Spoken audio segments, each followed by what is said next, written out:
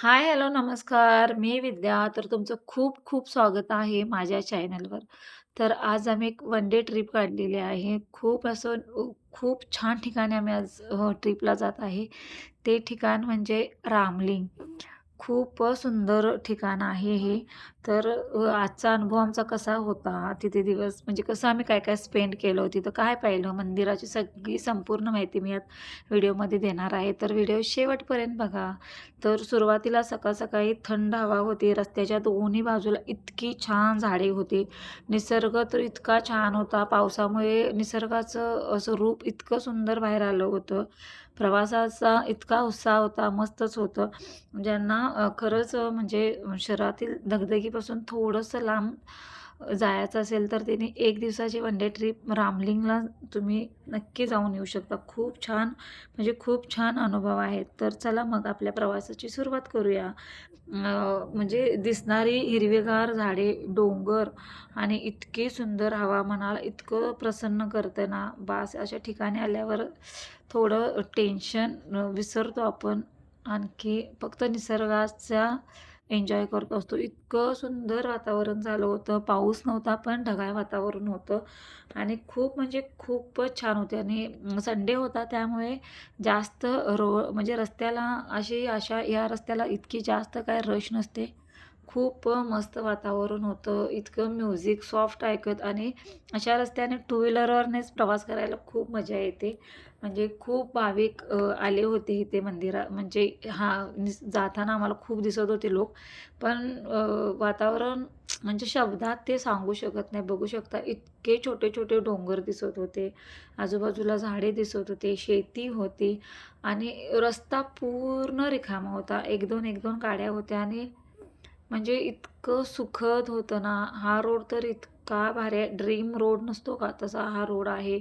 तर चला आता आपण मंदिराजवळ जाऊया. मंदिराबद्दल थोडी माहिती बघूया. रस्ता खूप मोठा आहे, खूप म्हणजे खूपच मोठा आहे.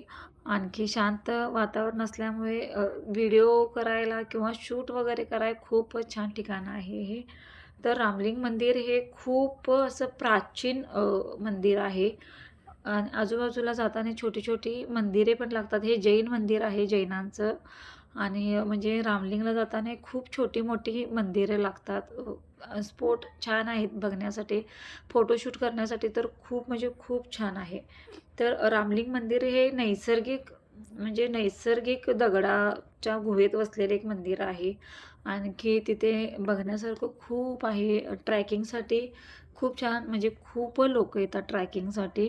कारण की म्हणजे मंदिर खाली आहे आणि त्याच्यावर अशा टेकड्या वगैरे आहेत आणि टेकडीच्यावर म्हणजे ट्रॅकिंगसाठी सायकलिंगवरून येतात, कोण चालत येतात. खूप छान म्हणजे खूप छान एक्सपिरियन्स असतो हा आणि स्पेशली पावसाळ्यात तरी म्हणजे खूपच छान असते आणि बघण्यासारखं असते. प्रवास सुरू केल्यापासून म्हणजे माझ्या घरापासून मंदिरापर्यंत पोहोचेपर्यंत फक्त निसर्ग इतका छान दिसत होता. तर आता आम्ही मंदिराजवळ पोहोचत आहे. म्हणजे आता रस्ता इथे छोटा आहे.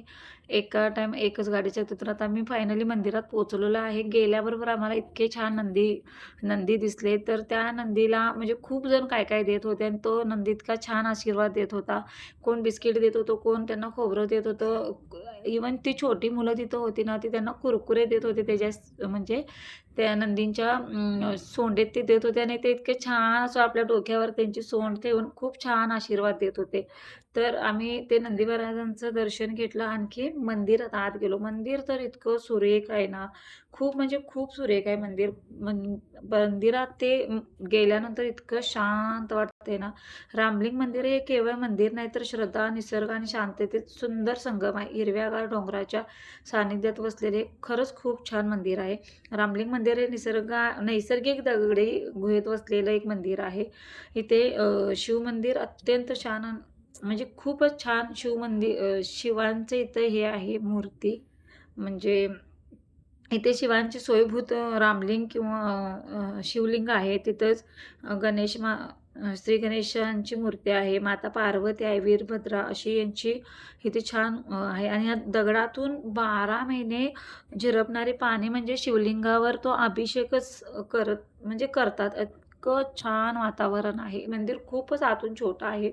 पण तिथून त्या इतका मोठा दगड आणि त्या दगडाच्या आत हे मंदिर आहे आणि तिथून 12 महिने पाणी म्हणजे पडत असतं ते आणि तो शिवलिंगवर ते अभिषेकच करत असतो. तो इतके म्हणजे खूप छोटा आहे आणि तिथून प्रत्येक झऱ्यातून पाणी गळत असतं ते. खूप म्हणजे खूप तिथं मी, माझ्या मुली, माझे मिस्टर सगळे गेले होते. तर दर्शन वगैरे घेतलं. शिमला हात लावून दर्शन घेतलं. माझी मुलगी त्या ताटातलेच पैसे घेऊन तिथेच टाकू का असं विचारत होते. मग नाही बोलले, तसं नाही करायचं, की मग दुसरे पैसे देऊन आम्ही तिथे हे केलं. पूर्ण ओलं असतं म्हणजे बाहेर कितीही पाऊस असो, कितीही गरमी असो, कितीही ऊन असो, पण ह्या मंदिरात 12 महिने तुम्हाला असे झिरपणारे पाणी बघायला मिळणारच. हेच खूप म्हणजे मोठं वैशिष्ट्य आहे या मंदिराचं.